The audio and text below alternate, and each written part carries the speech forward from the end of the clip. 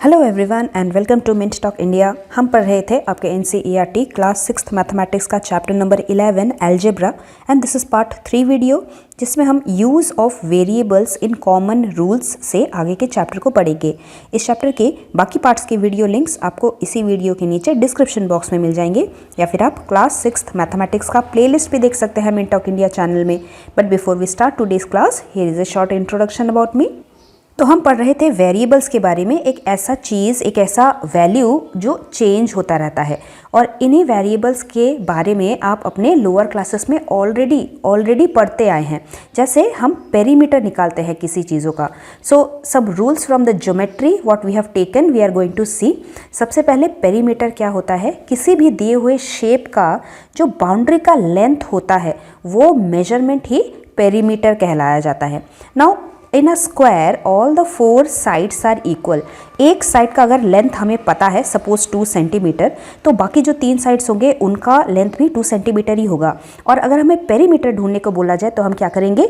2 + 2 + 2 + 2, 4 बार हम एक ही लेंथ को ऐड कर लेंगे। एक जगह से स्टार्ट करके गोल घूम के यहाँ पे आ जाएंगे और पेरीमीटर हम फाइंड आउट कर लेंगे। 2 को 4 बार ऐड करने के बजाय हम 4 मल्टीप्लाई बाई लेंथ भी कर सकते हैं, क्योंकि लेंथ का हम 4 टाइम्स कर रहे हैं। इसीलिए हमारा जो फॉर्मूला निकल के आता है वो है perimeter is equal to 4 multiply by length, where L is a variable, क्योंकि अलग अलग स्क्वायर में लेंथ अलग अलग होते हैं। And this formula we have studied in our lower classes also. Next we have is perimeter of a rectangle. एक rectangle एक ऐसा शेप है जिसके ऑपोजिट साइड्स इक्वल लेंथ के होते हैं।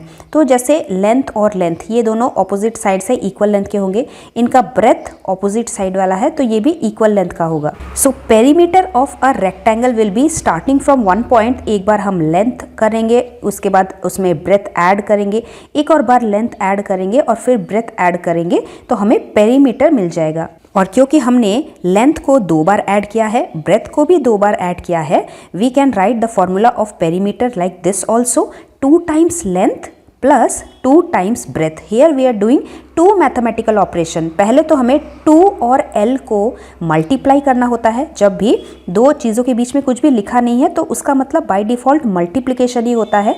यहाँ पे भी 2 को ब्रेथ के साथ मल्टीप्लाई करना है और फिर इन दोनों चीज़ों को करना है add.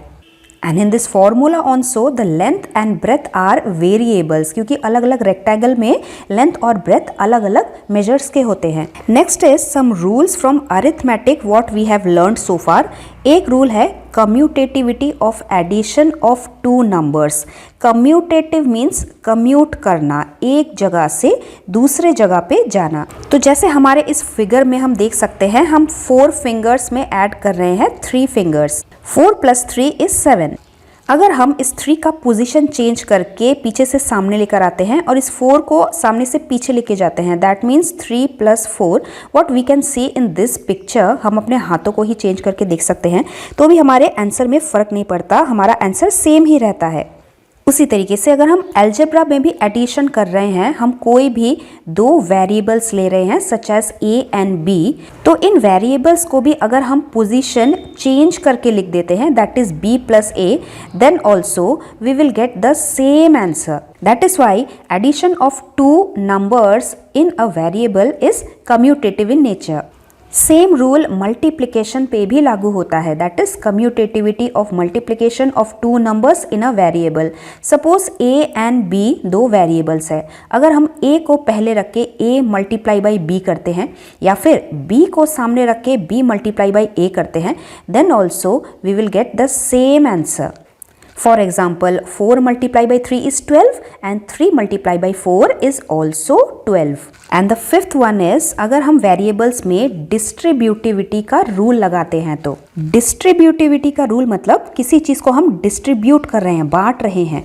For example, 2 multiplied by 3 + 4, यहाँ पे 2 को हम 3 के साथ बांटेंगे, 2 को हम 4 के साथ भी बांटेंगे। दैट मीन्स 2 का जो मल्टीप्लिकेशन है वो एक बार 3 के साथ होगा और फिर उसको हम ऐड करेंगे 3 के साथ मल्टीप्लाई बाई 4 करके, तो ये हमने 2 को डिस्ट्रीब्यूट कर दिया। This is also called as distributivity of multiplication over addition of any two numbers. So suppose we have taken three variables a, b and c. अगर हमारे पास a multiplied by b plus c आता है तो इन variables को भी हम distributivity rule के हिसाब से a को डिस्ट्रीब्यूट करेंगे। पहले a को हम b के साथ मल्टीप्लाई करवाएंगे और फिर उसके बाद a को दोबारा c के साथ मल्टीप्लाई कराएंगे और फिर इन दोनों को कर देंगे ऐड, तब जाके हमारा आंसर आता है। This is the distributivity of two numbers in a variable. ये वाला रूल अलजेब्रा में भी फॉलो करता है। So now quickly let us go to our exercise 11.2 questions.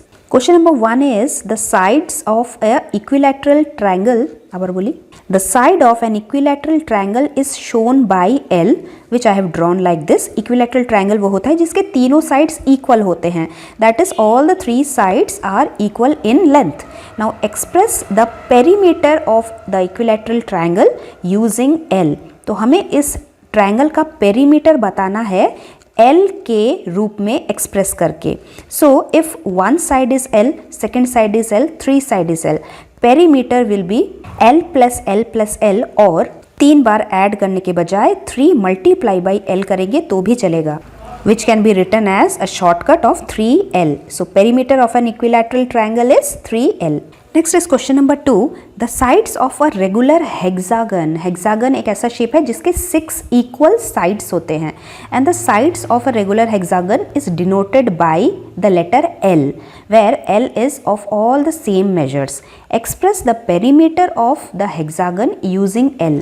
So our answer statement, perimeter of a regular hexagon is equal to sum of the lengths of all the sides 6 times L का addition और 6L.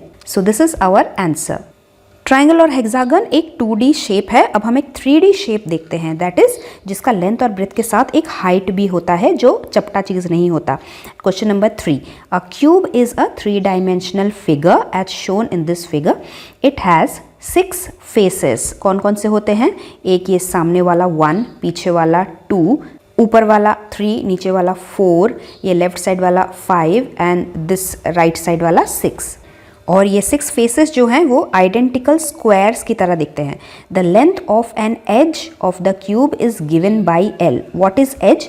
एक ऐसा line जहाँ पे 2 faces आके meet करते हैं वो एज होता है। तो स्क्वायर का जो एक साइड है इसमें टोटल 1, 2, 3, 4 एज है। We have to find the formula for the total length of the edges of a cube. So how many total edges are there हम देखते हैं पहले। यहाँ पे 4 हमने काउंट कर लिया था। पीछे के फेस में 5, 6, 7 and 8, 9, 10, 11, 12 edges. So that is why total length of the edges of a cube will be equal to sum of all the lengths of all the 12 edges. That is 12 times we have add the length or 12 multiply by the length measurement. After that, let us see a circle in our question number 4. What is the diameter of a circle? The diameter of a circle is a line which joins any 2 points on the circle and also passes through the center of the circle.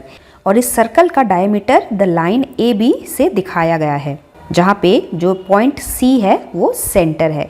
Now we have to express the diameter of the circle. हमें diameter का formula बताना है in terms of its radius. Radius के रूप में diameter कितना होता है? तो देखिए, एक बार अगर हम सेंटर से सर्कल के लाइन तक लाइन खींचेंगे तो हमें रेडियस मिलता है, और उसी रेडियस को अगर हम सेंटर से ऑपोजिट डायरेक्शन में सर्कल तक ज्वाइन कर दे तो वो डायमीटर बन जाता है। That means 2 times radius will give us 1 diameter length. So our answer statement is the length of AB is actually equal to the length of AC plus the length of BC. That is, AB जो diameter है वो AC जो कि R है और CB ये भी एक R है, रेडियस है, इसके बराबर का है। 2R को अगर हम ऐड कर रहे हैं, ऐड करने के बजाय अगर हम 2 से मल्टीप्लाई बाई R कर लेंगे तो भी चलेगा। So that is why our formula is diameter is equal to 2R. Let's see one last question now, number 5. If we have to find the sum of three numbers 14, 27 and 13, तो ये हम दो तरीके से कर सकते हैं। पहले तो वी में फर्स्ट ऐड 14 एंड 27 और उसका जो सम आता है उसके साथ हम 13 को ऐड कर देंगे, वी विल गेट 54। या फिर सेकेंड मेथड में हम 27 एंड 13 को पहले ऐड कर देते हैं to get 40 and then we can add the 40 with the remaining 14 to get the sum 54। Thus, this is a property which we are using. This is the property of associativity of addition of numbers. Addition करते time हम किसी भी whole numbers को किसी के साथ भी associate कर सकते हैं। associate करने का मतलब इस तरीके से ग्रुप बनाना। तो इसी चीज़ को हमें एक जनरल रूल बताना है by using any three variables. तो यहाँ पे हमें ए, बी और सी वेरिएबल को लेके इस रूल को समझाना है। So suppose we have three variables A, B and C. If we add A and B first in a group, पहले हम A को B के साथ एसोसिएट करते हैं और फिर अगर C के साथ ऐड करते हैं, वो बराबर होगा अगर हम B को पहले C के साथ एसोसिएट करके और फिर A के साथ ऐड करें, तो दोनों ही केस में आंसर सेम आएगा। This property is known as associativity of addition of numbers. इसे हम एक बार करके भी चेक कर सकते हैं। मान लीजिए A 2 है, B 3 है और C 4 है। दीज आर वेरिएबल्स बिकॉज इसकी वैल्यू चेंज भी हो सकती है। Now if we add 2 and 3 we will get 5। 5 plus 4 is 9। और अगर हम B प्लस C करते हैं 4 प्लस 3 इज 7। 7 में अगर हम 2 ऐड करेंगे then also we are getting 9। So answer is same. इसी तरीके से वेरिएबल्स में नंबर पुट करके एक्सप्रेशंस बनाना और प्रॉब्लम्स को सॉल्व करना हम सीखेंगे एक्सप्रेशंस विद वेरिएबल्स में in our part 4 video. So stay tuned, we will meet very soon. Till then, thank you very much. Bye bye.